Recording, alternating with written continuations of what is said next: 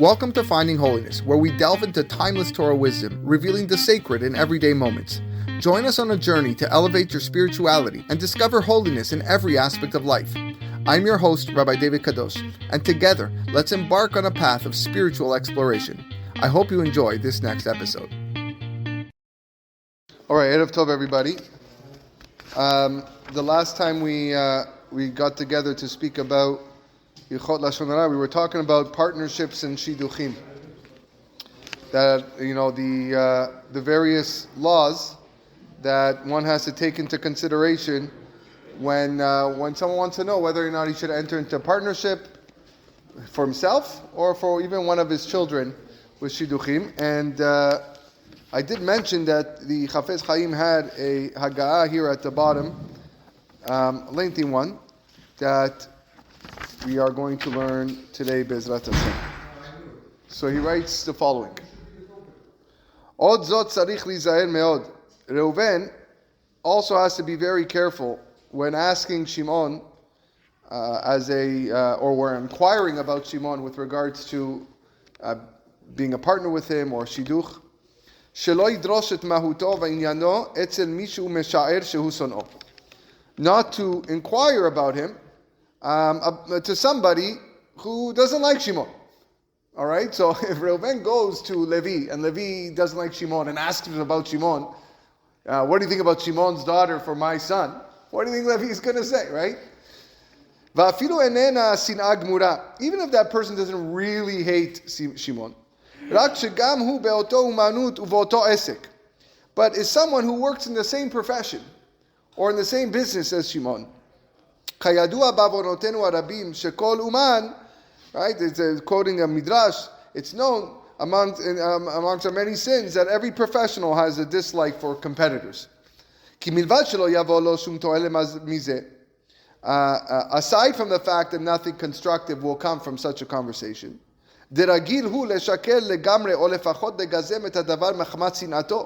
it's likely that such an individual will lie straight up when describing Shimon's deficiencies, or at least exaggerate. The additional concern is that Reuven leads this person to speak Lashon Hara, because all the derogatory answers that Levi is going to give about Shimon is going to be, as a result, or motivated by the hatred of Shimon. So yes, levto'elet, as we said before, we learned last time, it's something like this will be permitted, but one of the preconditions is that the person you're asking cannot have any negative feelings, ill feelings towards that person. Hagam she'omar lecha befiv sheteshuvato enena machmat sin'ah.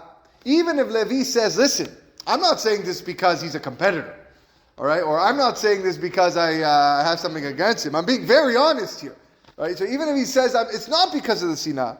I don't want you to experience anything bad by dealing with this guy. That's what he says. We have to suspect that this is not what he's actually thinking. The reader should not counter by saying that this is very difficult for Reuven to abide by this matter. The reader may argue that once the inquirer, that's Reuven, tells Levi that the information is relevant to him for a particular purpose, Levi may not want to answer him at all, because he might not want to ruin Shimon's prospects. This Haggadah is going on a different area in the halakha. I will respond to him as follows. Even if it's true that Levi will not respond honestly if he hears the reason behind the inquiry, because we learned that in the last halakha, you have to actually explicitly say to the person you're inquiring why you're asking this information. Nevertheless,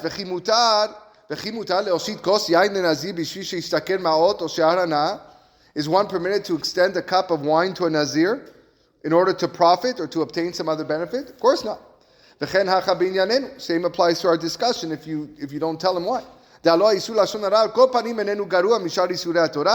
Lashon Hara is no less significant than other Torah prohibitions.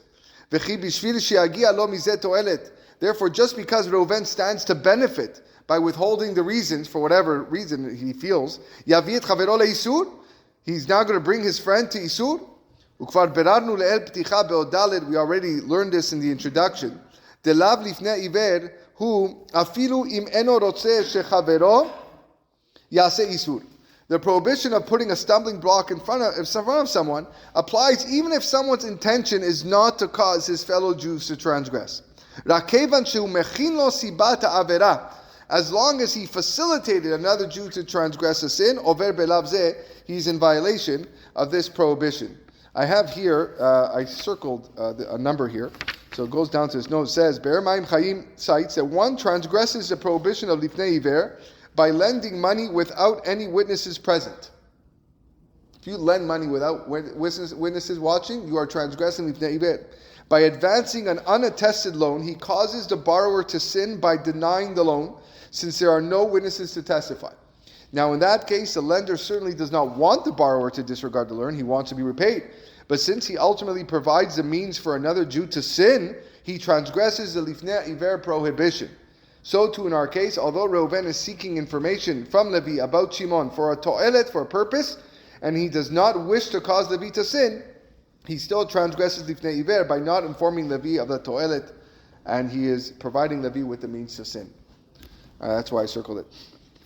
Ve'ulam be'emet, en anu tzrichin litshuva zu klal. We don't need to resort to this response at all. Reuven makes inquiry of Levi the proper way. It's very possible for him to get that information even when notifying Levi why you need this information. If Reuven were to approach Levi and tell him, Achi, my brother, tell me something about Shimon that I need from you. Don't exaggerate. Tell me what you know to be true. And you will not transgress any sin. It's for constructive intentions. I'm not here to disparage anybody. And I assure you that I will not reveal the information that you tell me to anybody else. So even if he says this to Levi, Reuven should then express to Levi what the matter at hand, explaining what he wants to know and why he needs to know it. Levi in this situation will certainly answer truthfully. But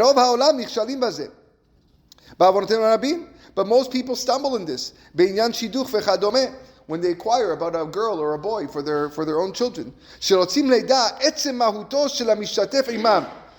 Many people who wish to determine the true nature of the boy or the girl, and seek and research, investigate, they pretend that it's of no relevance to them in any way. Right? So I ask George, go find out for me about this girl. All right? Because I want this girl maybe for my son. George goes and he starts inquiring about a girl. Now he's doing it because he's helping me. He's not... But it's Lashon Hara. For him, it's Lashon Hara.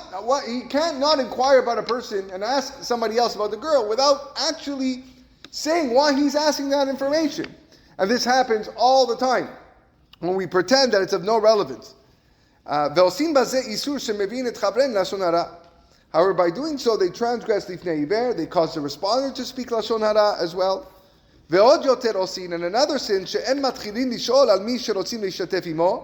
because in order for the person to respond freely, they don't start the conversation by asking about the partner. They inquire first about other individuals. Because they don't want people to realize that they have a personal matter. So they'll start, they don't want them to know that it's about them, so they start bringing up other people, and then eventually they'll get to the person they want to talk about. In the meantime, you've spoken Lashon Hara about 3 or 4 other individuals because you're just trying to get to that person, all to avoid suspicion that this whole thing is about yourself. People are speaking Lashon Hara now, many people, with no constructive purpose emerging from the conversation.